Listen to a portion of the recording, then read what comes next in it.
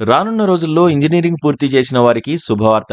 Covid తర్వాత వేలల్లో ఉద్యోగాల కోత విధించిన టెక్ కంపెనీలు ప్రస్తుతం రిక్రూట్మెంట్లు చేసుకుంటున్నాయి. ఈ తరుణంలో మరో పెద్ద కంపెనీ బీటెక్ ఫైనల్ ఇయర్ వాళ్లకు గుడ్ న్యూస్ అందించింది. భారతదేశపు అతిపెద్ద technology company Tata consultancy services 2025 నాటికి కొత్త ఉద్యోగులను నియమించుకోనున్నట్లు ప్రకటించింది. 2025 ఆర్థిక సంవత్సరంలో 40,000 మంది ఫ్రెషర్స్ ను తీసుకోనున్నట్లు టీసీఎస్ హెచ్ఆర్ అధికారి మిలింద్ లక్కడ్ తెలిపారు. 2026 ఆర్థిక సంవత్సరంలో ఈ సంఖ్య మరింత పెరగచ్చని ఆయన చెప్పారు.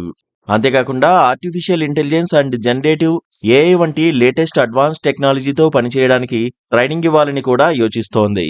టీసీఎస్ ప్రస్తుతం మంచి రాబడులు అందుకుంటున్న కంపెనీ. ఇప్పుడు కంపెనీ సీనియర్ ఉద్యోగులను రిక్రూట్ చేయడంపై ఫోకస్ చేస్తోంది. కీలకమైన వ్యాపార రంగాల్లో గ్రోత్ ట్రెండ్ కారణంగా టీసీఎస్ ఈ చర్య తీసుకుంటోంది. అలాగే టీసీఎస్ వంటి భారతదేశంలోని ఇతర ఐటీ కంపెనీలు కూడా వృద్ధి బాటలో పయనిస్తున్నాయి.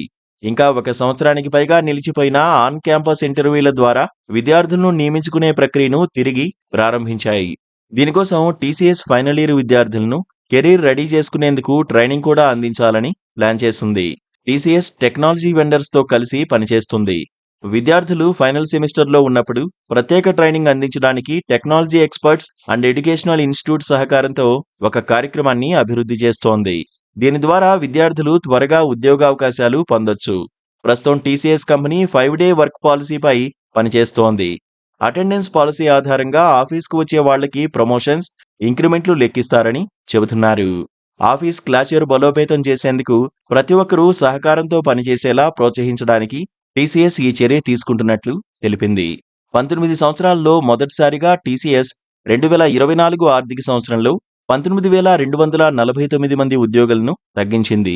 ఉద్యోగుల టర్నోవర్ రేటు గత త్రైమాసికంలో 12.1% నుంచి 12.3%కి పెరిగింది. అయితే ఈ త్రైమాసికంలో అట్రిషన్ రేటు గతేడాది ఇదే త్రైమాసికంలో 14.9% కంటే తక్కువగా ఉంది. ఆర్థికంగా చూస్తే రెండో త్రైమాసికంలో టీసీఎస్ నెట్ ప్రాఫిట్ 11,999 కోట్ల రూపాయలు. గతేడాదితో పోలిస్తే ఈ త్రైమాసికంలో రెవెన్యూ 7.6% పెరిగి 64,599 కోట్లుగా ఉంది. Please do subscribe to Please do subscribe to Please do subscribe to Please do subscribe to Please do subscribe to Please do subscribe to KTV Telugu. KTV Telugu. KTV Telugu. KTV Telugu. KTV Telugu. KTV Telugu. Please do subscribe to KTV Telugu.